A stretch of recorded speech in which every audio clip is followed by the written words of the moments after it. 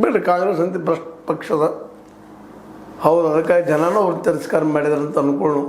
ಇವತ್ತು ನೀವು ಹೊರಗೆ ಬಂದಿದ್ರಿ, ಭ್ರಷ್ಟಾಚಾರದ ಆರೋಪ ಮೇಲೆ ನನಗೆ ಗೊತ್ತದ, ಅದು ಪ್ರೂವ್ ಮಾಡಲಿಕ್ಕಾಗಿಲ್ಲ ಕಾಂಗ್ರೆಸ್ಸಿಗರಿಗೆ, ಅದು ಗೊತ್ತದ. ಆದರೆ ಇಲ್ಲಿ ಭ್ರಷ್ಟಾಚಾರ ಇಲ್ಲ ಅಂತ ಹೇಳಿಕ್ಕೆ ಸಾಧ್ಯ. ಅದರಿಂದ ಇಂಥ ಒಂದು ಅರಮನೆಯಿಂದ ಮನೆಯನ್ನು ಕಳಿಸೋದು, ಆಫೀಸನ್ನು ಕಳಿಸೋದು, ಖರ್ಚು ಮಾಡೋದು, ಹೆಲಿಕಾಪ್ಟರು ಮತ್ತು ಮತ್ತೆಲ್ಲ ಓಡಾಡೋದು ಮಾಡೋದು, ಎಲ್ಲಿ ದುಡ್ಡಿವೆಲ್ಲ ಪ್ರಾಮಾಣಿಕವಾಗಿ ದುಡ್ದವು ಇದೆಲ್ಲ ಮಾಡಲಿಕ್ಕೆ ಸಾಧ್ಯ ಇಲ್ಲ. ಅಂದಾಗ ಈ ವಿರೋಧಿಗಳ ಇವೇನು ವಿರೋಧ ಮಾಡ್ತಾ ಇದ್ದಾರೆ ಯಡಿಯೂರಪ್ಪನವರು, ಅವ್ರ ವಿರೋಧಿಗಳು ಬೇಸಕ್ಕಾಗಿ ವಿರೋಧ ಮಾಡೋದು ತಪ್ಪಿದ್ದಾರಂತ. ಹೌದು, ನಮಗೆ ಅವ್ರು ಸಜ್ಜಿಲ್ರಿ, ಬೇಡ ಅವ್ರು ನಮ್ಮ ಮಾಡ್ಲಿಕ್ಕೆ ಹೇಳಿದ್ದು ಸಾಕಾಗಿತ್ತು. ಭ್ರಷ್ಟ ಅದಾರ, ಪಾಪ ಅದಕ್ಕೆ ಮಗ ಬರ್ತಾನೆ, ಮೊಮ್ಮಗ ಬರ್ತಾನೆ, ಎಲ್ಲ ಪಕ್ಷದಲ್ಲಿದ್ದಾರೆ ಅವರ. ಈಗ ಯಾರು ಆರೋಪ ಮಾಡ್ತಾರಲ್ಲ, ಯಾರಿಲ್ಲ. ಬಂಗಾರಪ್ಪನವ್ರ ಮಗ ಕುಮಾರ್ ಬಂಗಾರಪ್ಪನವರು, ಮಧು ಬಂಗಾರಪ್ಪನವರು ಯಾಕೆ ಬಂದಿದ್ದಾರೆ ರಾಜಕೀಯಕ್ಕೆ? ಒಂದು ವಂಶ ಪರಂಪರೆ ಅಲ್ಲ ಅನ್ನೋದು.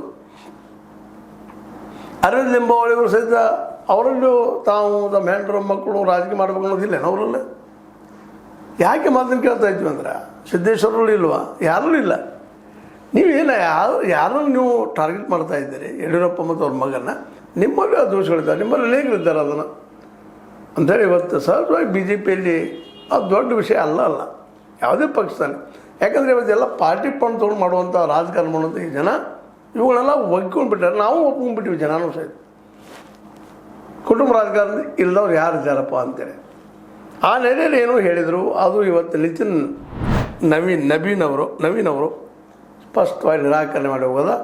ಅವದೆಲ್ಲ ಹೇಳುವಂಗಿಲ್ಲ, ಅನಗತ್ಯ. ನೀವು ಕೂಡಿ ಹೋಗ್ಬೇಕಷ್ಟ, ಹೋರಾಟ ಮಾಡ್ಬೇಕು. ಎಲ್ಲ ಪಕ್ಷಗಳು ಅದರ ಪರಿಸ್ಥಿತಿ ಅನ್ನೋದನ್ನು ಸ್ಪಷ್ಟವಾಗಿ ಹೇಳಿದ್ದಾರೆ. ಒಗ್ಗಟ್ಟಿಲ್ಲ ಅಂದ್ರೆ ಇಲ್ಲ.